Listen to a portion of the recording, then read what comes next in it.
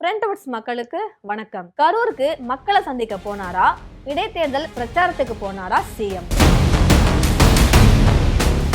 திமுகவை ஏன் அட்டாக் பண்ணிட்டே இருக்காரு விஜய்? இந்த திருட்டு திமுக ஆட்சியை வச்சுக்கிட்டு ஊரடிச்சு ஒலையில போட்டு அப்பாவை இழுக்காம விஜய் அவர்களுக்கு தூக்கம் வராதா? எங்க அப்பா பீரோக்குள்ள இல்ல அப்படின்னு சொல்ற. வரப்போற இடைத்தேர்தல மக்களே, இந்த தீய சக்தி திமுகவை நல்லா வெச்சு வெளுத்து விடுங்க. போட்ட எஃபர்ட்லாம் வீணா போச்சே. கரூர்ல மக்கள் சந்திப்புக்கு சிஎம் போனாங்க இல்லையா, அது பல விமர்சனங்களை ஏற்படுத்தி இருக்கு, பல சர்ச்சைக்கு உள்ளாக்கி இருக்கு. அதை பத்தி நம்ம நிகழ்ச்சியில விவாதிக்கலாம் வாங்க. வணக்கம் சார். வணக்கம். முதல்வர் விஜய் அவர்கள் கரூருக்கு மக்கள் சந்திப்புக்காக போயிருக்காங்க. பாதிக்கப்பட்ட மக்களுக்கு ஆறுதல் சொல்றதுக்கும் சரி, அவங்களுக்காக அரசாணைகள் அரசு வேலை தர்றேன் அப்படின்னு ஒரு உத்தரவாதம் கொடுக்கறதுக்காகவும் போயிருக்காங்க. ஆனா அந்த இடத்துல போயிட்டு என்ன பேசணுமோ அதை விட்டுட்டு அதே மாதிரியே டிஎம்கே மட்டுமே இப்ப வரைக்குமே தாக்கிட்டே இருக்காங்களே சார். ஆக்சுவலா விஜய் அவர்கள் கரூருக்கு போயிருக்காரு. போனோடனே அவர் எடுத்த அந்த ஸ்டார்டிங் பாயிண்ட் இருக்குல்ல, என்ன சொன்னாரு அப்படின்னா, ஒருத்த வந்து எவ்வளோ உயரத்துக்கு போனாலும் ஒரு தப்பு செஞ்சாதான் அந்த வலி வேதனை வரும் அப்படின்ற மாதிரி அவர் சொல்லியிருந்தாரு. அது போல நான் எவ்வளோ உயரத்துக்கு போனாலும் இந்த கரூர்ல நடந்த சம்பவங்கள் வந்து என்னை பாதிச்சுட்டே இருக்கு, எனக்கு அது ஒரு மனவேதனையாகவும் இருக்கு, வலியாகவும் இருக்கு அப்படின்னு சொன்னார். அந்த கரூர்ல குழந்தைகளை இழந்திருக்கோம், தங்கச்சிகள் இழந்திருக்கோம், அண்ணன் இழந்திருக்கோம், அம்மா இழந்திருக்கோம் இப்படின்னு சொல்லிட்டு அவர் வரிசைப்படுத்துறாரு. அந்த சம்பவத்தை பத்தி, அந்த விபத்தை பத்தி அவர் வந்து என்ன பண்றாரு, உண்மையிலேயே மனசு வேதனை படுறாரு.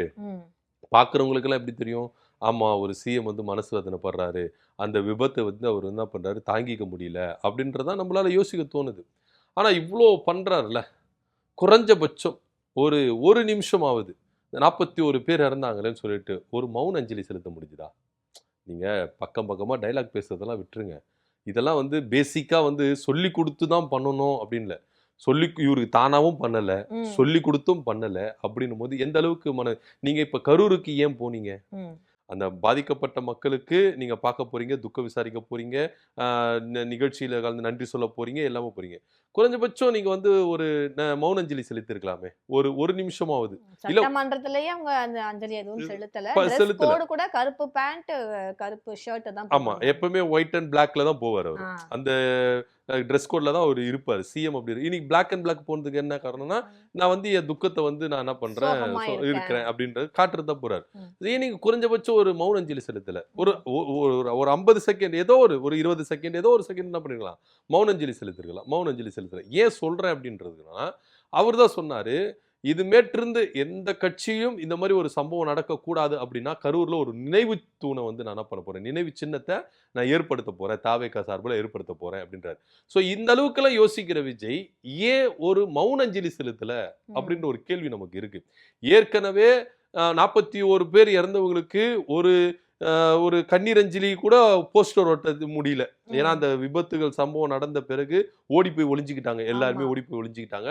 ஒரு இதய அஞ்சலியோ இல்லை கண்ணீர் அஞ்சலி போஸ்டர் கூட தாவேகா சார்பா ஒட்ட முடியல. அந்த விபத்து நடந்து முடிச்சுட்டு வந்துட்ட பிறகு ஆயுத பூஜை கும்பிட்டாங்க அந்த வண்டிக்கு. ஸோ அந்த அளவுக்கு ஒரு ஈவிரக்கமா தாவேகா இருக்குது அப்படின்னா. ஆனா நீங்க இப்ப வெளியே வந்து பக்கமா நீங்க டைலாக் பேசுறது எந்த விதத்துல ஏத்துக்கொள்ள வேண்டிய ஒரு விஷயம் அப்படின்னு தான் பார்க்க வேண்டியது. ஆக்சுவலா இது வந்து செப்டம்பர் 28, அதாவது விபத்து வந்து 27 நடந்துச்சு சனிக்கிழமை. மறுநாளே அவங்க டைலாக பேசியிருக்கணும். ஆனா ஒரு 10 மாசம் தேவைப்பட்டிருக்கு அந்த விஷயத்தை அவங்க பேசுறதுக்கு. ஆக்சுவலா அதுதான் சொல்றேனே, இவங்க தான் ஓடி போய் ஒளிஞ்சிருக்கிறாங்க. இப்போ 10 மாசம் கழிச்சு அவர் வந்திருக்கிறார், வெளியே வந்திருக்காரு, இந்த கரூருக்கு போயிருக்கிறாரு. ஒரு 4 நாள் கழிச்சு ஒரு வீடியோ விடுறாரு. அதுவும் ஏன் விட்டாருன்னா, பல சர்ச்சைகள் எழும்புது, விமர்சனங்கள் எழும்புது, கடுமையான கண்டனம் முன்வைத்தாங்க, பொதுமக்கள் எல்லாருமே கேள்வி கேட்க ஆரம்பிச்சாங்க. அதுக்கு பயந்து போய் தான் ஒரு வீடியோ விடுறாரு. அதுலயும் எந்த அளவுக்கு ஒரு டிராமாக்கள் கலந்த வீடியோ அப்படின்றதெல்லாம் நம்ம பார்த்து இருந்தோம்னு வச்சுக்கோங்களேன். ஸோ இந்த அளவுக்கு விஜய் அவர்கள் வந்து இருந்திருக்கிறாரு அப்படின்றது நம்மளுக்கு தெரியும். இன்னைக்கு கரூர்ல போயிட்டு பக்கமா ஒரு டைலாக் விட்டுறதுல ஒரு புரோஜனமும் கிடையாது அப்படின்றத பார்க்கணும். ஏன்னா நீங்க வந்து ஒரு 5000 பேரை மட்டும் கூட்டிட்டு வந்து உட்கார வச்சுட்டு வந்தவங்க எல்லாம் பொதுமக்களா அப்படின்னா கிடையவே கிடையாது. இவங்களுடைய ஆதரவாளர்கள் தான் வந்திருக்கிறாங்களே கண்டி. பொதுமக்கள் கிட்ட இவர் பேசல. 5000 பேர் அந்த ஆடிட்டோரியத்தில் இருந்திருக்கிறாங்க, அந்த கூடியிருந்த இடத்துல இருந்திருக்கிறாங்கன்னா அவங்க எல்லாருமே வந்து தாவேகாவினர் மட்டும்தான். தாவேகாவினரை நீங்க குஷிப்படுத்துறதால தான் பேசிருக்கீங்களே கண்டி. மற்றபடி நீங்க பொதுமக்கள் சார்பா நீங்க பேசிருக்கீங்களான்னா கிடையவே கிடையாது. ஆமா. ஒரு ஒரு பெண் கூட வந்து கண்ணீரோட வந்து அந்த கலெக்டர் ஆஃபீஸ்ல பேசியிருந்தாங்க. என்னுடைய மகனை நான் தான் பெத்து வளர்த்தேன். ஆனா, அந்த மகன் இறந்துட்டாரு இந்த கூட்ட நெரிசல்ல சிக்கி. அவருடைய தந்தைக்கு வேலை குடுக்குறீங்க. ஏன்னா, அந்த கணவனும் மனைவியும் பிரிஞ்சிருக்கிறாங்க போல. எனக்கு தானே அந்த வேலை நியாயமா வரணும். கஷ்டப்பட்டு பெத்து வளர்த்தேன். நான் வெளியில இருக்கேன். அவருடைய அப்பா வந்து உள்ள இருக்காரு. அவருக்கு வந்து நீங்க வேலை தர்றீங்க அப்படின்ற மாரி அவங்க ரொம்ப கண்ணீர் மல்க பேசியிருந்தாங்க. அது யார்கிட்ட கேட்டிருக்கணும் அப்படின்னு அந்த அம்மாவுக்கு தெரியல அப்படின்றது தான் நம்ம வருத்தப்பட வேண்டிய ஒரு விஷயமா இருக்கு. ஏன் ம். அப்படின்னா, அவங்க அந்த பிள்ளைய பறிகொடுத்த ஒரு தாய். ம். அந்த டைம்லயே நீங்க எடுத்துக்கிட்டீங்கன்னா, அவங்க அப்பாவுக்கு தான் 20 லட்சம் குடுத்தாங்கன்னு. அப்ப தாவேகா சார்பா 20 லட்சம் குடுத்தாங்கல்ல. ஆமா. அப்பவே இது பூதாகரமா கிளப்பப்பட்டது. ம். அவங்களுக்கு வந்து 20 லட்சம் குடுக்கப்பட்டது அப்படின்னு சொல்லி அப்பவே அவங்க வந்து இந்த அலிகேஷன் வச்சாங்க. ம். அந்த குழந்தை பிறந்ததுலேருந்து அவர் வந்து வந்து பார்க்கவே இல்ல. என்ன ம். விட்டு போயிட்டாரு. நான் எங்க அம்மா வீட்ல தான் இருந்தேன். என் அம்மாவும் என் தம்பியும் தான் என்ன பார்த்துருந்தாங்க. அவரு குழந்தை பொறந்த உடனே போயிட்டாரு. அதுக்கப்புறம் அவருக்கு எனக்கு எந்தவித கனெக்டிவிட்டியும் கிடையாது. எதுவுமே கிடையாது. இன்னைக்கு குழந்தை இறந்துட்டான்னு சொல்லிட்டு, இறப்புக்கு வந்துட்டு இது மாரி அவரு வந்து எல்லாமே இது பண்றாருன்னு சொல்லிட்டு, அப்பவே அந்த அம்மா வந்து கண்ணீர் மல்க பேட்டி குடுத்தாங்க. ம். இப்போ வேலை குடுக்குறது கூட, இவரு என்ன பேஸ்ல வேலை குடுக்குறாரு? அவங்களுக்கு தான் வேலை குடுக்குறாரு. தாய்க்கு வேலை குடுக்கல. குடுக்கல. ஏன்னா நீங்க தாய்க்கு தான் வந்து என்ன பண்ணணும். அப்ப நான் பெண்களுக்கான ஆட்சி நடத்துறேன். பெண்கள் வந்து சரிக்கு சமமா நடத்தப்படுவாங்க. பெண்கள நாங்க உயர்த்தி பிடிக்கிறோம். இதுல ஒரு அம்மா வந்து என்ன சொல்றாங்க, பெண்களுக்கு பாதுகாப்பு வேணுமா? விசிலுக்கு ஓட்டு போடுங்க அப்படின்றாங்க. இதெல்லாம் எந்த விதத்துல நியாயம்? அப்ப நீங்க இங்க ஒரு தாய வந்து நீங்க வந்து களங்கப்படுத்திட்டீங்களே. இதுக்கு என்ன பதில் சொல்லப் போறாரு விஜய்? ம். அப்படின்ற கேள்வி இருக்குல்ல. ஏங்க பெற்றெடுத்தது அந்த தாய். அந்த குழந்தை வளர்த்தது இறக்குற வரைக்கும் அந்த தாய் கிட்ட தான் இருந்திருக்கு. அவங்க அப்பா வந்து இடையில வந்து இறந்துட்ட பிறகு வந்துட்டாரு. இது மாரிலாம் நடக்க போகுது, அதெல்லாம் நடக்க போகுதுன்னு வந்துட்டாரு.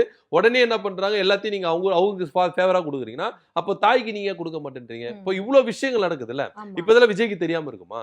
ஏன் இது மாரி ஒருதலைபட்சமா செயல்படுறாருல்ல? ம். அவருக்கு சப்போர்ட்டிவ் பண்ணுவாங்க அப்படின்ற ஒரு காரணத்துக்காக உங்க வீட்டுக்காருக்கு நீங்க வந்து வேலை வாய்ப்பு குடுக்குறீங்க, 20 லட்சம் குடுக்குறீங்கன்னா, அப்ப பெற்றெடுத்த தாய் இன்னைக்கு நிர்கதியா நிக்கிறாங்கல்ல. அவங்களுக்கு என்ன பதில் சொல்லப் போறாரு விஜய்? அவங்க கண்ணீருக்கு வந்து அவங்க தான் பதில் சொல்லி கண்டிப்பா. ஆகணும். இது அந்த அம்மா கண்ணீருக்கு மட்டும் இல்ல. ஒவ்வொரு மக்களும் இன்னைக்கு கண்ணீர் சிந்திக்கிட்டு இருக்கிறாங்க. தமிழ்நாட்டு முழுக்க கண்ணீர் சிந்திட்டு இருக்காங்க. அந்த கண்ணீருக்கெல்லாம் விஜய் அவர்கள் பதில் சொல்லி தான் ஆகணும் அப்படின்றதுல எந்தவித மாற்று கருத்து இல்ல. அதுக்கு அடுத்ததாக அந்த பேச்சு அவர் வந்து பேசிட்டு இருக்கும்போதே வெள்ளை அறிக்கைய பத்தி பேசினாங்க. ம். அதுக்கு எக்ஸாம்பிள் ஒரு ஓட்டப்பான, தண்ணி ஊத்துனுச்சு என்னென்னமோ வந்து சொல்லியிருந்தாங்க. அது எந்த அளவுக்கு ஒரு உண்மையான ஸ்டேட்மெண்ட் அது? ஆக்சுவலா வெள்ளரிக்கையில அவர் வந்து சொல்றதே வந்து பார்த்தீங்கன்னா, உண்மைக்கு புறம்பான ஒரு விஷயம் அப்படின்னு நம்ம எடுத்துக்கணும். ம். ஏன் அப்படின்னு பார்த்தீங்கன்னா, அந்த வெள்ளரிக்கை அப்படின்றது திமுக எந்த அளவுக்கு ஆட்சி செஞ்சிருக்குது, ம். எந்த அளவுக்கு வந்து மக்களுக்கான திட்டங்கள தீட்டி இருக்குது அப்படின்னு ஒத்துக்கொண்ட அரசாங்கம் தான் தாவேகா அரசாங்கம். வெள்ளரிக்கைய அவங்க பிளான் போட்டதே வேற. ம். ஊழல் நடந்திருக்கு, கஜானா காலி அப்படி இப்படின்னு சொல்லிட்டு முதலமைச்சரா பொறுப்பேற்கும்போது விஜய் அவர்கள் சொன்னாரு. ஆமா. எல்லாத்தையும் வழிச்சு எடுத்துட்டாங்கப்பா. ஒண்ணுமே இல்ல. எம்ப்டியா தான் என்கிட்ட குடுத்துருக்காங்க. கொஞ்சம் காலதாமதமாகும். டைம் குடுங்க அப்படின்னு ம். சொன்னாரு. வெள்ளை அறிக்கை குடுக்கப்படும் அப்படின்னு சொன்னாரு. ம். வெள்ளை அறிக்கை ஏன் குடுக்கப்படும்? எதுக்கு குடுக்கப்படும்னா, திமுகவுடைய முகத்திரையை கிழிச்சிரலாம். அவங்க என்னென்ன ஊழல் பண்ணியிருக்கிறாங்க, என்னென்ன குட்டைகள வச்சிருக்கிறாங்க, எவ்வளோ வந்து கடன் வாங்கியிருக்கிறாங்க, அது எவ்வளோ வந்து மக்களுக்கான இது இல்லாம எவ்வளோ வந்து வேஸ்ட்டா செலவு பண்ணியிருக்காங்க. இப்படின்றது திமுகவ தோல் உரிச்சு காட்டலாம் அப்படின்ற ஒரு கான்செப்ட்ல தான் வெள்ளை அறிக்கை எடுத்தது. ம். ஆனா, வெள்ளை அறிக்கையில என்ன சொல்லப்பட்டது? இவ்ளோ கடன் வந்திருக்கு, வாங்கியிருக்கிறாங்க. இவ்ளோ வருமானம் நம்மளுக்கு வந்திருக்கு. நம்முடைய பொருளாதாரம் இவ்ளோ உயர்ந்திருக்கு. எல்லாமே சொல்லியிருக்கிறாங்க. வருவாய் இவ்ளோ வந்திருக்கு. எல்லாமே சொல்லிட்டாங்க. ஏன் கடன் வாங்குனாங்கன்னா, கடன் வாங்கியிருக்கிறாங்க. அந்த கடன எல்லாமே திட்டத்துக்கு தான் செயல்படுத்தியிருக்கிறாங்க. அந்த கடனுக்கு உட்பட்டு தான் வாங்கியிருக்காங்க. கடன் இவ்வளவுதான் வரம்புக்கு உட்பட்டு தான் ஆ. வாங்கியிருக்காங்க. அது வேற விஷயம். ஆனா வாங்குன கடன் காச வீண் விரயம் பண்ணல. ஊதாரித்தனமா செலவு பண்ணல. வாங்குன கடனை எல்லாமே மக்களுடைய நலத்திட்டங்களுக்கு மட்டும் தான் செலவு பண்ணியிருக்கிறாங்க. ம். அதுவும் அந்த திட்டங்கள் ஒண்ணு கூட வேஸ்ட் இல்ல. ஆ. எல்லாமே மக்களுக்கான நல்ல திட்டங்கள், ஆ, தொலைநோக்கு பார்வையுள்ள பிற்காலத்திலும் உதவுகிற ஒரு திட்டம். ம். இந்த திட்டம் வேணான்னு சொல்லிட்டு ஒரு திட்டத்த கூட நம்ம ஒதுக்கிட முடியாது. சொன்னது தாவேகா கவர்மெண்ட். ஆமா. ஓகேவா? அப்படி இருக்கும் பட்சத்தில், அப்போ திமுக இங்க கடன் வாங்குனாலும் மக்களுக்கு தான்பா வாங்கியிருக்கிறாங்க. திமுக காரனுக்காக வாங்கவே இல்ல. அவங்க குடும்பத்துக்காக அவங்க வாங்கல. ஆமா. ஊதாரித்தனமா செலவு பண்றதுக்காகலாம் வாங்கல. வாங்குன கடன அப்படியே மக்களுக்காக தான் செலவு பண்ணியிருக்கிறாங்க அப்படின்னு எல்லாமே இவங்க குடுத்த ஒரு ஸ்டேட்மெண்ட் தான். ஆனா இன்னைக்கு என்ன சொல்றாரு? ம். வெள்ளை அறிக்கை அப்படின்னா, ஒரு ஓட்ட பானையில தண்ணிய ஊத்துறாங்க. ஆனா தண்ணிய காணோம், பாத்திரம் மட்டும் இருக்குது அப்படின்னு சொல்றார்ல. இப்ப 2 மாசத்துல இவங்க வந்து ஒரு சில விஷயங்கள்லாம் செய்றாங்கல்ல. அப்ப நீங்க அந்த ஓட்டப்பானையில தான் நீங்க ஊத்தின்னு இருந்தீங்களா? ம். அப்ப தண்ணி ஓட்டப்பானைன்னு தெரிஞ்சுதான் நீங்களும் அந்த ஓட்டப்பானையில தண்ணி ஊத்திருக்கீங்க இந்த 2 மாசம் அப்படின்னு நம்ம எடுத்துக்கலாமா? இப்ப மாசம் மாசம் ரூ. 1000 குடுக்குறீங்களா? அதெல்லாம் என்ன கணக்கு? அதே போல 200 யூனிட் ஃப்ரீன்னு சொன்னீங்களா, அது என்ன கணக்கு? இன்னைக்கு நாங்க வெற்றி பயணம் சொல்லி கொடுப்போம் அப்படின்றீங்களா, அதெல்லாம் என்ன கணக்கு? அப்போ நீங்க பானையை ஓட்ட சரி செய்யணும்னு சொல்லிட்டுலாம் நீங்க இது பண்ணல. ஓட்ட பானையில திமுக தண்ணி ஊத்துச்சுன்னா அப்ப நீங்களும் அது கூட தானே சேர்ந்து ஊத்துறீங்க. நீங்க இன்னொரு ஓட்டையும் சேர்ந்து அதுல போட போறீங்களா அவ்வளவுதான். அப்படின்ற இப்ப கேள்வி திமுக தானே 3 வருது. ஓட்ட போட்டுச்சுன்னா நீங்க 6, 7 ஓட்ட போடுவீங்க. அவ்வளவுதான். இது அப்படிதான் நம்ம எடுத்துக்க முடியும். சோ ஒரு வெள்ளை அறிக்கை என்ன ஸ்டேட்மெண்ட் கொடுத்ததுன்னு தெரிஞ்சுக்காம ஒரு முதலமைச்சர் ஓட்டப்பானையில தண்ணியை ஊத்துனேன், அதுல தண்ணியை காணோம் அப்படின்னா நீங்க எத்தனை ஓட்ட போட போறீங்கன்னு நம்ம பார்க்க தானே போறோம். அதுக்கான வெள்ளை அறிக்கை வந்து அடுத்த ஆட்சி வரும்போது கொடுக்க தானே செய்வாங்க. சோ இது எல்லாமே ஒரு நரேட்டிவ் செட் பண்றாங்க. இன்னும் சொல்ல போனா வெள்ளை அறிக்கையில திமுக வந்து சுத்த கையி, திமுக வந்து எதுவுமே வந்து வீண் வரையம் செய்யல அப்படின்னு ஒத்துக்கொண்ட கவர்மெண்ட் இன்னைக்கு அப்படியே பிளேட்டை மாத்தி போடுறதுதான் விசித்திரமா இருக்குது அப்படின்றது நம்மளுக்கு பார்க்க வேண்டிய ஒரு விஷயமா இருக்கு. இன்னுமே அவர் வந்து நம்ம தான் சிஎம் அப்படின்றத ஒத்துக்கலையோ அப்படின்ற மாதிரி தான் அவர் பேச்சு தெரியுது. அடுத்ததாக அண்ணா பிறந்தநாளை ஒட்டி அந்த பிறந்த குழந்தைகளுக்கு தாய்மாமன் தங்க மோதிரம் திட்டம் தொடங்கப்படும். ஒரிஜினல் தாய் மாமாவா இருந்து நானே எல்லா குழந்தைகளுக்கும் செய்வேன், நான் தான் ஒரிஜினல் தாய் மாமா அப்படின்றத அந்த சினிமா பாணியில, ஏன்னா ஒரு ஆக்டர் தானே, அந்த ஒரு ஆக்ஷனோட அந்த ஒரு மாடுலேஷனோட வந்து பயங்கரமா சொல்லியிருந்தாரு சார். எந்த அளவுக்கு அப்பட்டமான ஒரு பொய் தெரியுமா? ம். ஒரிஜினல் தாய் மாமன்னு சொல்றாரு. இவர் ஆட்சி பொறுப்பேற்ற பேர் எத்தனை குழந்தைகள் இருந்தாங்க? சூலூர்ல எல்லாம் எத்தனை குழந்தை இருந்தாங்க? கும்மிடி பூண்டியில எத்தனை குழந்தை இருந்துச்சு? இதுக்கெல்லாம் தாய் மாமனா இருந்து எங்க போனார் விஜய்? ஓடி ஒளிஞ்சுக்கிட்டாரா? அப்ப தாய் மாமா வந்து குழந்தையை பாதுகாத்துறதுல மோந்திரம் போறதுல மட்டும் தான் இருக்கிறாரா? ம். குழந்தைகளை பாதுகாக்கிறதுல தாய் மாமன் கிடையாது. மோந்திரம் போட்டா நீங்க தாய் மாமனா? என்ன சார், இப்ப நீங்க ஒரு பிறந்த குழந்தை இருக்குதுன்னு வச்சுங்களேன், பிராக்டிக்கலா வருவாங்க. ம். குழந்தை பிறக்குதுங்க, குழந்தையுடைய விரல் எவ்வளவு சைஸுங்க இருக்கும்? அந்த குழந்தையே 2ல இருந்து 3 கிலோ உள்ளதான் இருப்பாங்க. விரல் சைஸ் சின்னதா தான் இருக்கும். அந்த குழந்தைக்கு நீங்க மோந்திரம் போடுறீங்கன்னா எத்தனை மில்லியில போடுவீங்க? கிராம் கூட வராது, கிராம் கூட வராது. 1/2 கிராம் கூட வராது. மில்லி தான் வரும் உங்களுக்கு. கிராம் கூட வராது. மில்லி கணக்குல நான் கோல்டு போறேன்னு சொல்லிட்டு நான் தாய் மாமன் சீரு குடுக்குறேன் அப்படின்றீங்களே. மோந்திரம் போறதுக்கு மட்டும் தான் விஜய் தாய் மாமனா இருக்கிறாரு. ம். ஆனா குழந்தைகளுக்கு பாலியல் வன்கொடுமையினால சாகுறாங்க. அந்த குழந்தைகளுக்குலாம் விஜய் தாய் மாமன் கிடையாதா? அப்போ நான் தாய் மாமன், ஒரிஜினல் தாய் மாமன், ஒரிஜினல் தாய்மாமன் இப்படிதான் வந்து குழந்தைகளை வந்து காவு கொடுப்பாரா? இனிமேல் பிறக்க போற குழந்தைகளுக்கு சொல்றாரு போல. இதுவரைக்கும் பிறந்த குழந்தைகளுக்கு தாய் மாமாவா இருக்க மாட்டாரு. இதுக்கப்புறம் பிறக்க போற குழந்தைகளுக்கு தாய் மாமாவா இருப்பாரு. இவரு எந்த அளவுக்கு கடன் சுமையை ஏத்துறாரு அப்படின்றது இதுவே ஒரு விஷயம். இப்ப நார்மலா ஒரு கோல்டு கிராம் வந்து எவ்வளோ? கிட்டத்தட்ட 14,000 ரூபாய் வருதுன்னு ம். வச்சுக்கோங்களேன். நீங்க 1/2 கிராம் கூட போடுங்களேன். ஏன்னா நீங்க வந்து மில்லி கணக்குல போட மாட்டீங்க, நாங்க கிராம் கணக்குல தான் போடுவோம். நீங்க 1/2 கிராமோட போடுங்களேன், 7,000 ரூபாய் வருமா? ம். இப்போ நாட்டுல வந்து எத்தனை குழந்தைகள் பிறக்குது ஒரு நாளைக்கு? ம். அப்பனா ஒவ்வொரு நாளைக்கு நீங்க 5 வருஷத்துல எத்தனை குழந்தைங்களுக்கு நீங்க வந்து தங்கம் போடணும்? ம். அப்ப எத்தனை கிலோ தங்கம் ஆகும்? இதுக்கான பணம் எங்க இருந்து வருது? சோ இது எல்லாமே நிதிச்சுமை தான் நம்மளுக்கு. ம். சோ இது என்னன்னா ஏதோ ஒன்று தேர்தல்ல வந்து என்ன பண்ணாரு, வீண் விளம்பரங்கள், கவர்ச்சிகரமான வாக்குறுதிகளா கொடுத்துட்டாரு. ம். ஆட்சிக்கு வரமாட்டோம் தெரிஞ்சுதான் கொடுத்தாரு. ஆனா ஆட்சிக்கு வந்துட்டாரு. ம். இப்ப என்ன பண்றது ஏது பண்ண மக்கள் கேள்வி கேட்க ஆரம்பிச்சிட்டாங்க. அண்ணே எனக்கு சீர் கொடுக்குறேன் நீங்களே, அண்ணன் சீரு எங்கண்ணே அப்படின்னு கேட்க ஆரம்பிச்சிட்டாங்க. மாமா எங்களுக்கு தாய் மாமன் சீர் கொடுக்குறேன் நீங்களே எங்க அப்படின்னு சொல்லிட்டு குழந்தைகள் கேட்க ஆரம்பிச்சு. அதனால தான் சொல்றாரு நான் ஒரிஜினல் தாய் மாமன், ஒரிஜினல் தாய் மாமன் அப்படின்றாங்கள. ரியாலிட்டி தாய் மாமன் நீங்கன்னா ஏன் சார் உங்க ஆட்சியில குழந்தைகள் வந்து பாதிக்கப்படுறாங்க? ஏன் குழந்தைகள் பாலியல் வன்கொடுமையில சாகுறாங்க? இதுக்கெல்லாம் பதில் சொல்வாரா? அப்போ நீங்க 2 மாசம் கழிச்சு தான் ரியல் தாய் மாமனா வரீங்களா? அப்ப இதுக்கு முன்னாடி நீங்க ஆட்சிக்கு வந்து தாய் மாமன் கிடையாதா? எத்தனை குழந்தைகள் உங்க ஆட்சியில இந்த 2 மாசத்துல இருந்திருக்கு பாலியல் வன்கொடுமையில ஒரே சீரழிஞ்சிருக்கு? நாள்ல 5 குழந்தைகள் வந்து அந்த பாலியல் வன்கொடுமைக்கு உட்பட்டவங்களும் இருக்கிறாங்க. அப்படி இருக்கும் பொழுது நான் ரியல் தாய் மாமனா நீங்க தங்கம் போடுறதுல தாய் மாமன் கிடையாது. குழந்தைகளை நீங்க பாதுகாக்கணும். அதுல நீங்க தாய் மாமன் சொல்லிட்டு ப்ரூவ் பண்ணிட்டு காட்டுங்க. நானே ஏத்துக்கிறேன் விஜய் அவர்கள் ஒரிஜினல் தாய் மாமன் அப்படின்னு நானே அக்செப்ட் பண்ணிக்கிறேன் அப்படின்றது தான் என்னுடைய கருத்து. இப்ப கரூர்ல முன்னாள் அமைச்சரையுமே தாக்கி பேசியிருந்தாங்க. அந்த வேட்டைக்காரன் படத்துல வரக்கூடிய ஒரு சாங் ஓடு ஓடு ஓடு அந்த சாங் வந்து பாடி செந்தில் பாலாஜி அவர்கள் வந்து வம்புக்கு இழுத்து வச்சிருக்காங்களே விஜய் அவர்கள். ஆக்சுவலா கரூருக்கு வந்துட்டாலே செந்தில் பாலாஜியை டச் பண்ணாம விஜய் அண்ணாவுக்கு தூக்கம் வராது அப்படின்னு நம்ம சொல்லணும். ஏன் அப்படின்னா இதுக்கு முன்னாடி கரூருக்கு போனார்ல, இந்த ஸ்டாம்பேடு ஏற்படுறப்ப கரூருக்கு போனார்ல, அப்போ கூட பாட்டிலுக்கு 10 ரூபாய் பாட்டிலுக்கு 10 ரூபான்னு பாட்டு பண்ணாரு. அங்கேயே செந்தில் பாலாஜி அவர்களை தான் அட்டாக் பண்ணாரு. ஆமா. அங்கே ஏன் அட்டாக் பண்ணாரு, எதுக்கு அட்டாக் பண்ணாருன்னா செந்தில் பாலாஜி கரூர்ல ஒரு ஸ்ட்ராங்கான பேஸ்மெண்ட் போட்டு வச்சிருக்கிறாருங்க. ஆமா. அவங்கள நீ வந்து அடிச்சுக்கவே முடியாது அப்படின்றத அந்த பிம்பத்தை அங்க உடைக்கணும். செந்தில் பாலாஜியோட பிம்பத்தை கரூர்ல உடைக்கணும். இதுதான் விஜய் அவர்களுக்கு ஒரு பெரிய டாஸ்கா இருந்தது. ஸோ அதனாலதான் கரூர்ல போனோடனே அவர் என்ன பண்ணாரு, உடைச்சாரு. இன்னும் சொல்ல போனா கரூர்ல வந்து இவருக்கு வந்து அந்த இடத்துல வந்து பாத்தீங்கன்னா அவருக்கு பாயிண்டே கிடையாது. அன்னைய நாள் வந்து பாயிண்டே கிடையாது. ஏன்னா கரூர்ல வந்து விஜயபாஸ்கர் அவர்கள் ஒரு பெரிய முப்பெரும் விழா நடத்தினார். இதை பிரேக் பண்ணுன்றதுக்காக தான் அங்க போயிட்டு என்ன பண்றாரு, ஒரு இமேஜை டேமேஜ் பண்றாரு. அதுக்கப்புறம் இப்போ கரூருக்கு போகும்போது கூட செந்தில் பாலாஜி அவர்களை தான் அட்டாக் பண்றாரு. என்ன சொல்றாரு, ஓடிட்டாரு, ஓடு ஓடு ஓடுன்னு வராம் பாரு வேட்டக்காரன் ஓடுனாரு அப்படின்னு சொல்றாரு. கரூர்ல யார் ஃபர்ஸ்ட் ஓடுனது? அது எல்லாருக்குமே தெரியும். எல்லாருக்குமே தெரியும் யாரு ஓடுனாங்க, எதுக்கு ஓடுனாங்க அப்படின்றது எல்லாருமே யாரு தெரியும். இருந்தது, ஆமா. யாரு ஓட வச்சது. 41 பேர் அங்க இறந்து கிடக்கும் பொழுது அந்த ஸ்பாட்ல நின்னவர் செந்தில் பாலாஜியும் அன்பில் மகேஷ் அவர்களும். ஆமா. அவரு போய் ஓடி ஒலையில. ஓகேங்களா? கரூர்ல யார் ஓடுனது? விஜய் அவர்கள் தான் ஓடி போனாரு. புசி ஆனந்த் ஓடி போனாரு. நிர்மல்குமார் ஓடி போனாரு. ராஜ்மோகன் அவர்கள் போன் சுவிட்ச் ஆஃப் பண்ணி ஓடி போனாரு. ஆதவர்ஜுனா வட மாநிலங்களுக்கு ஓடி போனாரு. விஜய் பனையூர்ல ஓடி போயிட்டு வெளியே வரவே இல்லை. 2 மாசம் யாரு லீவ் விட்டது? தாவேகா கட்சிக்கு இவங்க தான் லீவ் விட்டு போனாங்க. ஆனா ஓடுந்து யாரு? இவங்க தான் ஓட்டு போனாங்க. கரூருக்கு வந்தது தாமதமாக வந்தாலும் அங்கிருந்து ஓடும்போது விரைவாக விரைவா ஓடினாங்க. ஓடினாரு. அந்த அளவுக்கு ஓடுன்னு ஓட்டப்பந்தயத்தில உசேன் போல்ட பீட் பண்ற அளவுக்கு ஓடி போனாரு நம்ம விஜய் அவர்கள். ஆனா இன்னைக்கு வந்து நீங்க செந்தில் பாலாஜியை டச் பண்ணாம உங்களால இருக்க முடியாது. ஏன்னா கரூர்ல செந்தில் பாலாஜியோட இமேஜை டேமேஜ் பண்ணோம்னா செந்தில் பாலாஜியை வந்து என்ன பண்ணும், அவங்கள வந்து அட்டாக் பண்ணி நீங்க பேசுறீங்கன்னா டேமேஜ் பண்ணிடலாம். தப்பு.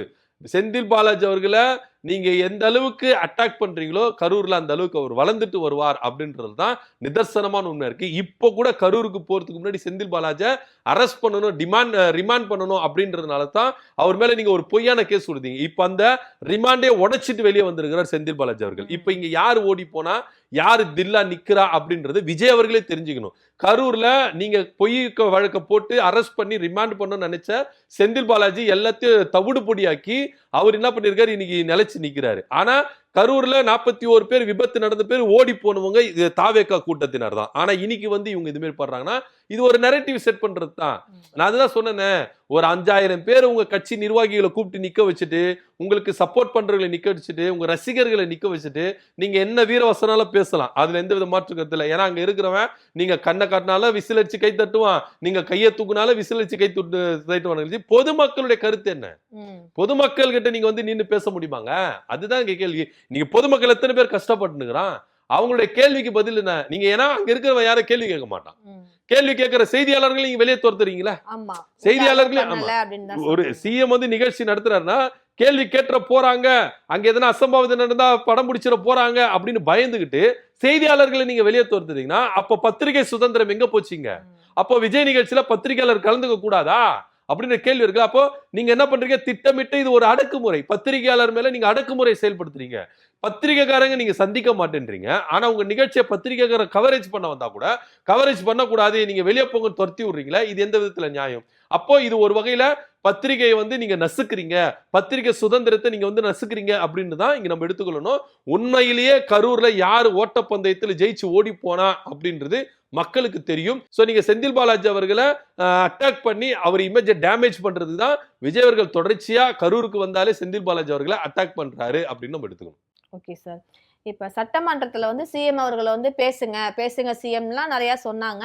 ஆனா சிஎம் நான் வந்து பேச ஆரம்பிச்சோடனே அவங்க வந்து பயங்கரமா வந்து எல்லாம் ஓட ஆரம்பிச்சுட்டாங்க. இனிமே சபாநாயகர் அவங்கள்ட்ட சொல்லி சட்டமன்ற கதவை வந்து சாத்தி வைக்க சொல்லணும். அது மாதிரி நிறைய ஃபன் நடக்குது சட்டமன்றத்துல அப்படின்னு சொல்றாரு. எந்த ஒரு கோணத்துல அவருக்கு அது ஃபன் மாதிரி தெரியுது சார்? ஆக்சுவலா ஃபன்னு அப்படின்றது வந்து இது நீங்க கேட்டீங்க, 2 கேள்வி கேட்டீங்க. சட்டமன்ற கதவெல்லாம் மூடணும், எல்லாம் ஓடி போறாங்க அப்படின்னா இது ஒரு வகையில அடக்குமுறை.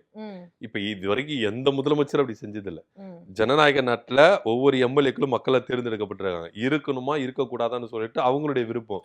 நீ இருந்துதான் ஆகணும் அப்படின்னா இது சர்வாதிகார போக்கு. கதவெல்லாம் சாத்து, யாருமே வெளியே போக கூடாது அப்படின்னா சர்வாதிகாரி ஆட்சியா விஜய் அவர்கள் மாறிட்டு இருக்கிறாரு. வெளிப்படையா தெரிஞ்சுங்க, வலதுசாரி சர்வாதிகார ஆட்சி நடத்துறாரு. எதிர்கட்சிகள் கேட்ட கேள்விக்கு பதில் வராது. ஆனா நீங்க பதில் சொல்ல மாட்டீங்க, அமைதியா இருப்பீங்க. ஆனா நீங்க அதாவது கேட்ட கேள்விக்கு சம்பந்தமே இல்லாம பதில் சொல்றத நாங்க கேட்கணுமா? இப்போ ஜனநாயக நாட்டுல ஒரு எம்எல்ஏவா இருக்கிறவங்க சட்டமன்றத்துக்குள்ள உட்காரக்கூடாதுன்னு முதலமைச்சர் வந்து என்ன பண்ணக்கூடாது, தீர்மானிக்க கூடாது. அது அவங்களுக்கு விருப்பம். ஜனநாயகத்துல உங்களுக்கு சுதந்திரம் இருக்கு. அவங்க சட்டமன்றத்துக்குள்ள இருக்கலாம், வெளிநடப்பு செய்யலாம். இதை நான் வந்து என்ன பண்ணுவேன், கதவை மூடு, கதவை சாத்து, நீங்க வெளியே போக கூடாதுன்னா இது சர்வாதிகார போக்கு ஒண்ணு. இன்னொன்னு வந்து சட்டமன்றம் ரொம்ப ஃபன்னா இருக்குங்க அப்படின்னு நீங்க சொல்றீங்க.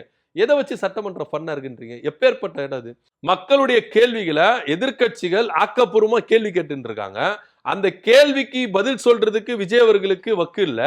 ஆனா சட்டமன்றம் வந்து ஃபன்னா இருக்கு. அதுனா சினிமா தியேட்டரா? இல்ல எதனா வந்து கேளிக்கை விடுதியா? ஃபன்னா இருக்குன்னா அப்போ உதயநிதி ஸ்டாலின் அவர்கள் சொன்னார்ல, அது சட்டமன்றம் மாதிரி தெரியலங்க, சினிமா ஷூட்டிங் மாதிரி நடந்தது, டைரக்டர் இருந்தாங்க, கேமரா இருந்தாங்க, விஜய் ஆக்டிங் பண்ணாரு அப்படின்னு சொன்னார்ல, அப்போ அது உண்மை தானே? அப்போ ஃபன்னா தானே நீங்க நடத்திட்டு போறீங்க? சட்டமன்றமா நடத்திட்டு போகல. சோ இது எல்லாமே அவர் நோட் பண்ணுங்க, அவருடைய பேச்சு எல்லாமே நோட் பண்ணுங்க. அப்படியே சினிமா பாணியில தான் இருக்குதே கண்டி, இது மக்களுக்கு ஆக்கப்பூர்வமா இருக்குதா அப்படின்னா கிடையவே கிடையாது. சோ சட்டமன்றம் உங்களுக்கு ஃபன்னா இருக்குதுன்னா அது கேளிக்கை விடுதியா இருக்கணும், இல்ல தியேட்டரா இருக்கணும். ஏன்னா தியேட்டர்ல நம்ம என்ன பண்ணுவோம், ஃபன் பண்ணுவோம், விசில் அடிச்சு கை தட்டி அந்த பேப்பர்லாம் தூவி ஃபன் பண்ணுவோம், ஓகே, வைப் பண்ணுவோம். சோ அந்த மாதிரி சட்டமன்றத்தை போய் நீங்க அவ்வளவு கேவலப்படுத்தி அசிங்கப்படுத்தி சொல்றீங்களே, இதுதான் ஒரு முதலமைச்சரா? அப்ப நீங்க மக்களுக்கான ஆட்சி நடத்துறீங்களா இல்ல என்ன அப்படின்ற ஒரு கேள்வி இருக்கு. மக்களுக்கு தேவைப்படுகிற கேள்விகளை ஒவ்வொரு தொகுதி எம்எல்ஏக்களும் வந்து எங்க தொகுதியில மக்கள் இவ்வளவு கஷ்டப்படுறாங்க, இவ்வளவுக்கு எங்க மக்களுக்கு இது இருக்குன்னு சொல்லிட்டு மக்களுடைய பிரதிபலிப்பு அப்படியே செயல்படுத்துறாங்க சட்டமன்றத்துக்குள்ள. அது நீங்க ஃபன்னா இருக்குதுன்னு சொல்றீங்களே, அப்போ மக்களுடைய கேள்வி உங்களுக்கு ஃபன்னா இருக்கா? மக்களுடைய வேதனை உங்களுக்கு ஃபன்னா இருக்கா? மக்கள் படுகிற பாடுகள் உங்களுக்கு ஃபன்னா இருக்கா அப்படின்ற கேள்விக்கு நம்மளுக்கு தெரியுதுங்க. சோ இதுதான் நீங்க வந்து மக்களால் தேர்ந்தெடுக்கப்பட்ட ஒரு முதலமைச்சர் சொல்லிட்டு நீங்க தான் சொல்லிக்கிறீங்க. மக்களுடைய கேள்விகளை பிரதிபலிக்கிற இடம் உங்களுக்கு ஃபன்னா இருக்குதுன்னு சொன்னா இது எந்த விதத்துல நியாயம்? அப்படி அப்போ நாளை பின்ன ஒரு தொகுதியில எங்க மக்கள் இவ்வளவு கஷ்டப்படுறாங்க, எங்க மக்கள் இவ்வளவு கொடுமைகள் அனுமதிக்கிறாங்க சொல்லிட்டு ஒரு எம்எல்ஏ வந்து கேள்வி கேட்டா ஃபன்னா இருக்குன்னு சொல்லிட்டு அசால்ட்டா போயிடுவாரா முதலமைச்சர்? அப்ப எந்த அளவுக்கு மக்களை நீங்க மதிக்கிறீங்க, மக்களுடைய கேள்விகளை நீங்க மதிப்பு கொடுத்து காது கொடுத்து கேள்வி கேட்கறீங்க, அந்த கேள்விக்கு நீங்க எந்த அளவுக்கு பிரதிபலிக்கிறீங்க, பதில் கொடுக்குறீங்க, அப்போது உங்களுக்கு ஃபன்னா விளையாட்டா தான் இருக்குது. சட்டமன்றம் உங்களுக்கு ஒரு விளையாட்டு ஃபன் பண்ற இடம் அப்படின்னு தான் நம்ம எடுத்துக்கணும். Okay sir. இப்ப டிஎம்கேவை எல்லா இடத்துலயுமே இழுத்துக்கிட்டு தான் இருக்கிறாங்க. முக்கியமா அந்த அப்பாவை இழுக்கலைன்னா அவருக்கு வந்து தூக்கம் வராதா அப்படின்ற மாதிரி தான் நம்ம வந்து கண்டிப்பா கேட்கணும்.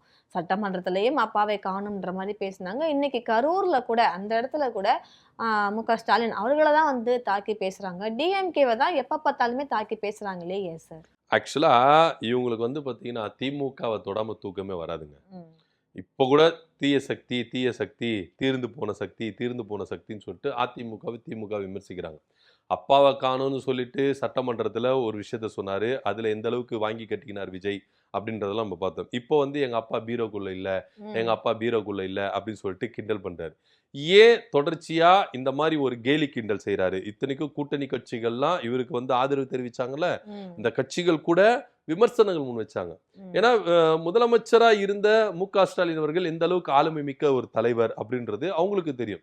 சோ பொதுவெளியில இது மாதிரி வந்து கேலி கிண்டல்லாம் செய்யக்கூடாது அப்படின்னு சொன்னாங்க. ஆனா இன்னைக்கு அவங்களுடைய பேச்சுகள் எல்லாம் அபத்தமாக்குற அளவுக்கு, அவங்க பேச்செல்லாம் வந்து தூக்கி சாப்பிடுற அளவுக்கு இன்னைக்கு விஜய் அவர்கள் என்ன பண்றாரு, திரும்பவும் அப்பா பீரோக்குள்ள இல்ல அப்படின்ற மாதிரி ஒரு கேலி கிண்டல் செய்யறாரு. அதே போல வந்து பாத்தீங்கன்னா கொளத்தூர்ல 5 நிமிஷம் பேசுறது கொத்து பரோட்டா போட்டோம். நான் பரோட்டா மாஸ்டரா நீங்க கொத்து பரோட்டா போடுறதுக்கு நமக்கு கேள்வி கேட்க தோணலங்க. உங்களை கொத்து பரோட்டா போடுறதுக்கு அவங்கள சட்டமன்றத்துக்குள்ள உட்கார வச்சிருக்கோம். கொத்து பரோட்டா போடுறதுக்கு எதுக்கு சார் அரசியல் கட்சி ஆரம்பிச்சீங்க? அதுக்கு ஒரு பரோட்டா கடை வச்சுட்டு நல்லா கொத்து பரோட்டா போடலாமே. நீங்க என்ன ஒரு முதலமைச்சருக்கான பேச்சாகுது? நீங்க ஒரு அந்தஸ்துல இருக்கீங்க, ஒரு ஸ்தானத்துல இருக்கீங்க, ஒரு முதலமைச்சர் அப்படின்ற ஒரு ஸ்தானத்துல இருக்கீங்க. இன்னைக்கும் தாவேகாவுடைய அரசியல் கட்சி தலைவரா விஜய் அவர்கள் செயல்படுறார் அப்படின்றதா இங்க வெட்ட வெளிச்சமா தெரியுது. நீங்க முதலமைச்சரா இல்ல அப்படின்றது அவரே ப்ரூவ் பண்ணிக்கிறார். என்ன இது ஒரு கொளத்தூர்ல போயிட்டு நாங்க 5 நிமிஷம் பேசுறது கொத்து பரோட்டா போட்டோம், இது ஒரு அழகா பேச்சா? ஆக்கப்பூர்வமா பேசுங்க சார், மக்களுக்கு பிரயோஜனம் உள்ளது பேசுங்க. நீங்க என்னென்ன சாதனை பண்ணீங்க இந்த 2 மாசத்துல சொல்லுங்க. அது சொல்ல முடியாது, ஏன்னா சாதனையே பண்ணிருக்காங்க, பல சாதனைகள் பண்ணிருக்காங்க. இவங்க ஆட்சியில வந்து நிறைய குற்ற வழக்கு நடந்திருக்கு, பெண்களுக்கு எதிரான வழக்கு குற்றங்கள் நடந்திருக்கு, லஞ்சம் வாங்கி இருக்கிறாங்க, குழந்தைகள் இறந்திருக்கிறாங்க, மின்வெட்டு பிரச்சனை வந்திருக்கு, இவ்வளவு சாதனைகளா பண்ணிருக்காங்க. ஆனா இந்த சாதனைகள் சொல்லுவாங்களா? சொல்ல மாட்டாங்க. இவங்களை பொறுத்த வரைக்கும் நான் முன்னாடியே சொன்ன மாதிரிதான், ஒரு 5000 பேரை கூட்டி சேர்த்து இருந்து திமுக தீய சக்தின்னு சொன்னா 10,000 பேர் என்ன பண்ணுவான், கை தட்டுவான், விசில் அடிப்பான், ஆரவாரம் பண்ணுவாங்க. இதெல்லாம் வந்து விஜய்க்கு வந்து என்ஜாய் பண்றாரு. சோ இந்த மாதிரி ஆரவாரம் பண்ணி இவருக்குள்ள ஒரு என்கரேஜ் ஆகி என்ன பண்றாரு, நான் கொத்து பரோட்டா போட்டேன், அது பண்ணிட்டேன், இது பண்ணிட்டேன்னு ஒரு சிஎம்முக்கான அந்த ஒரு ஸ்தானத்துல இருந்து பேசுங்க அப்படின்னு பல முறை நம்ம சொல்லி பார்த்துட்டோம். யாராவது கூட இருந்தா சொல்லுங்க. இப்பவும் நம்ம கோரிக்கை வைக்கிறோம். நம்ம செங்கோட்டையன் அண்ணன் இருக்கிறாரு, ஆதவர்ஜனா இருக்கிறாரு, புஷ்யானந்த் அண்ணன் இருக்கிறாரு, எல்லாரும் சொல்லுங்க தயவு செய்து அவர் சிஎம்முக்கான அழகா பேச சொல்லுங்க அப்படின்னு தான் சொல்லணும். ஸோ திமுகவை தொடாம இவருக்கு வந்து இங்க கட்சி நடத்த முடியாது அப்படின்றது மட்டும் நல்லா தெளிவா தெரியுது. ஏன்னா திமுகவால தான் இன்னைக்கு தாவேகா இந்த நிலைமையில இருக்குன்னு அவரே நினைச்சுக்கிட்டாரு. சோ அதனாலதான் வந்து என்ன பண்றாரு, திமுகவை டச் பண்ணாம இருக்கிறாரு. நீங்க ஜெயிச்சிட்டீங்களா, முதலமைச்சர் ஆயிட்டீங்களா, மக்களுக்கு என்ன நல்லது பண்ண போற? இந்த கரூர் மக்களுடைய குறைகள் என்ன, இந்த கரூர் மாவட்டத்தை எப்படி டெவலப் பண்ணணும், இந்த கரூர் மாவட்டத்துல இன்னொன்னு என்ன செய்யணும், இதை பத்தி நீங்க பேசுறீங்களா? பேசவே கிடையாது. ஆனா நான் திமுகவை இது மாதிரி ஒழிச்சு கட்டிட்டேன், தீர்ந்து போன சக்தி இப்படி பண்ணிட்டேன், கோலத்தூர்ல கொத்து புரட்டா போட்டுட்டேன், அதை பண்ணிட்டேன், இதை பண்ணிட்டேன், தீய சக்தி அப்படி இப்படின்னு அதை பத்தியே அரைச்சமாவே அரைச்சுன்னு இருக்கீங்களே. இவர் தானே சொன்னாரு, முடிஞ்ச கதை, நீங்க சிஎம் ஆயிட்டீங்க, ஆட்சிக்கு வந்துட்டீங்க, இன்னும் ஆட்சிக்கு வர இவர் சொல்றாரு திமுக இன்னும் நினைச்சிட்டு இருக்கு நாங்க தான் வந்து சிஎம், எங்களை போக கூடாதுன்னு சொல்றாங்க அப்படின்னு. எழுந்துக்குங்க, முழிச்சுக்குங்க, ரியாலிட்டிக்கு வாங்க. நாங்க தான் சிஎம் இல்ல, நீங்க தான் சிஎம் இல்ல, நாங்க தான் ஆட்சியில் இருக்கிறோம். நீங்க முதல்ல எழுந்துக்குங்க, ரியாலிட்டிக்கு வாங்க. யாருன்னா எழுப்பி விடுங்க. விஜய் அவர் ஆட்சிக்கு வந்துட்டாரு, முதலமைச்சர் ஆயிட்டாரு, இன்னும் திமுகவை திட்டி தீர்த்துனுக்கிறாரு. அங்க திட்டி தீக்கிறதுக்கு ஒண்ணுமே கிடையாது. ஏன்னா அவங்க வந்து ஆட்சியில கிடையாது, நீங்க தான் ஆட்சியில இருக்கீங்க. உங்களை திட்டி தீக்கிற இடத்துலதான், கேள்வி கேட்கிற இடத்துலதான் பல பேர் இருக்கிறாங்க. அதுக்கு ஆக்கப்பூர்வமா பதில் சொல்லுங்க சார் அப்படின்னா திமுக வந்து என்ன பண்றாரு, தூக்கி வச்சு கொஞ்சம் நிற்கிறாரு விஜய் அவர்கள். இது எந்த விதத்துல நியாயம் தெரியல. ஆக மொத்த திமுக இல்லாமல் தாவேகா இன்னைக்கு ஆட்சியில இல்ல அப்படின்றது அவர் உணர்ந்து பேசுறாரு அப்படிதான் நம்ம எடுத்துக்கணும். இப்ப இந்த கரூர் மக்களுக்கு இடைத்தேர்தல் பிரச்சாரம் பண்றதுக்காகவும் போயிருக்காங்கன்ற மாதிரி சொல்லலாம். ஆனா அதுக்கெல்லாம் வேஸ்ட் அப்படின்ற மாதிரி ஒரு சம்பவம் நடந்திருக்கு. இடைத்தேர்தல் கரூர்ல இல்ல அப்படின்ற மாதிரி ஒரு செய்தி வந்திருக்கே சார். போட்ட ராஜதந்திரங்கள் எல்லாம் வீணா போய்விட்டதே அப்படின்ற மாதிரி தான் விஜயருடைய ராஜதந்திரம். அவர் போட்ட பிளான் எல்லாமே சுக்குநூறா உடைஞ்சிருக்கு. இது கரூர் மக்களை சந்திக்க போறேன் அப்படி இப்படின்னு சொல்லிக்கிட்டாலும், நன்றி சொல்ல போறேன் அப்படின்னு சொன்னா, போன கான்செப்ட், போன அஜெண்டா ஒண்ணுதான். என்ன அப்படின்னா, வாக்கு இடைத்தேர்தல், எம்ஆர் விஜயபாஸ்கர் நிக்கிறாருப்பா, அவருக்கு ஓட்டு போட்டுருங்க, ஜெயிக்க வச்சிருங்க. அதுக்கு தான் சொன்னாரு, இதுக்கு முன்னாடி நீங்க பண்ணதை விட இந்த கரூர்ல வந்து என்ன பண்ணுங்க, தாக்குன்னு தாக்கிடுங்க அப்படி இப்படின்னு சொல்லி இந்த ஓட்டு போட்டு என்ன பண்ணிடுங்க, செஞ்சு விட்டுருங்க அப்படின்லாம் சொன்னார். ஏன்னா அவர் போனது அந்த இடைத்தேர்தலை மையமா வச்சுதான். ஆனா அதுக்கே ஒரு பெரிய ஆப்பு வச்சிருக்குது உயர்நீதிமன்றம் அப்படின்னு சொல்லலாம். ஏன்னா 5 தொகுதிக்கு இடைத்தேர்தல் ரத்து, அதாவது இடைத்தேர்தல் பண்ணக்கூடாது, அவங்க அறிவிக்க கூடாது அப்படின்னு சொல்லிட்டு இடைக்கால தடை கொடுத்திருக்காங்க. விராலிமலை, அம்பாசமுத்திரம், பெருந்துறை, திருச்சி கிழக்கு, கரூர், இந்த 5 தொகுதியிலும் தேர்தல் வழக்கு போயிட்டு இருக்கு. சோ அதனால இடைத்தேர்தல் நடத்தக்கூடாது அப்படின்னு அங்க வந்து தடை போட்டிருக்காங்க. அப்ப நீங்க போட்ட எஃபர்ட் எல்லாம் வேஸ்டா போச்சா? இதுக்கு நீங்க இதுக்கு அம்புட்டு வெஸ்டா போயிடுச்சா? போட்ட நம்மளோட ராஜதந்திரங்கள் அனைத்தும் வீணாக போய்விட்டதுன்னு வடிவேலு ஒரு படத்துல சொல்லுவார்ல, அந்த மாதிரி விஜயனுடைய ராஜதந்திரம், அந்த சிறுமூலை பெருமூலை இது எல்லாமே போட்டு கசக்கி ஒரு அவுட்புட் கொடுத்தாரு கரூர்ல. அது அம்புட்டு வேஸ்டா போயிடுச்சு. அவர் தானா கொடுத்தாரான்னு கேட்டா சொல்ல முடியாது. ஏன்னா இப்பயுமே ஸ்கிரிப்ட் பேப்பர் அங்க இருந்துச்சு, அதை பார்த்துதான் நகமும் சதையும் அப்படின்வாங்க. அது போல ஸ்கிரிப்டும் விஜயும் அப்படின்னு தான் நம்ம எடுத்துக்கணும். ஸ்கிரிப்ட் இல்லாமல் விஜய் இல்லை, விஜய் இல்லாமல் ஸ்கிரிப்ட் இல்லை. கொடுத்தவங்களுக்கும் இது மிகப்பெரிய ஏமாற்றம் தான் சொல்லணும். ஒட்டுமொத்தமா தாவேக்காவுக்கு ஒரு பெரிய ஏமாற்றம் அப்படிதான் சொல்லணும். இன்னும் பயிற்சி வேண்டுமோ அப்படின்ற மாதிரி. கண்டிப்பா இன்னும் பயிற்சி வேணும் அவருக்கு. ஏன்னா இப்போ உயர்நீதிமன்றமே கொடுத்திருக்கு, தடை கொடுத்திருக்கு. சோ அவங்க எப்போ இது வந்து தேர்தல் நடத்த போறாங்க அப்படின்னு தெரியல. இப்ப விஜயபாஸ்கர், எம்ஆர் விஜயபாஸ்கர் ஒரு பெரிய ஏமாற்றம். ஆஹா, நம்ம ஒழுங்கா எம்எல்ஏவே இருந்திருக்கலாமோ, இப்ப அங்கே இல்லாம நம்ம நடுவுல நிக்கட்டுமே, என்ன ஆயிடுச்சு அப்படின்னு சொல்லிட்டு விஜயபாஸ்கர் யோசிப்பாரு. ஏன்னா அதிமுகவில் ஒரு கரண்ட் எம்எல்ஏவா இருந்தாரு. இப்ப அது எம்எல்ஏவும் கிடையாது. ஏன்னா இடைத்தேர்தல் எப்போ நடத்த போறாங்க, இது கேஸ் எவ்வளவு நேரம் இழுத்துட்டு போகுது அப்படின்றத நம்ம பார்க்கணும். ஆனா போட்ட எஃபர்ட் எல்லாம் விஜய் அவர்கள் இடைத்தேர்தலை மையமா வச்சுதான் இந்த கரூர் நிகழ்ச்சி நடத்தினாரு. அது வாக்கு சேகரித்தாரு, அம்புட்டு வேஸ்டா போயிருச்சு அப்படின்றத இங்க நம்ம பார்க்கணும். அன்றாடம் அரசியல் நடக்கக்கூடிய நகர்வுகளை நம்ம நிகழ்ச்சியில அலசி ஆராயலாம். நன்றி, வணக்கம்.